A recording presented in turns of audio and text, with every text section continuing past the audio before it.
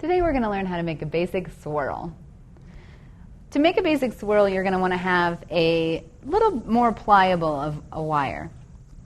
You're going to grab your wire at the end and start making that same curving motion that we've been doing. Each time you curve it around, you're going to want to kind of mash down the wire a bit. If you don't have flat-based pliers, then you're going to want to use your flat wires. So you may have to switch hands a bit. What you're going to do is, as you're turning it around, I'll just use my flat pliers for this. As you're turning it around, you're going to use your thumb as a guide.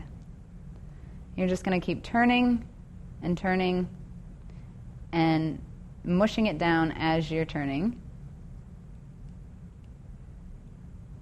Depending on the quality of the wire or the delicacy of the wire is how hard you're going to push. The more delicate the wire, the less hard you want to push, because then you're going to end up with marks on your swirl.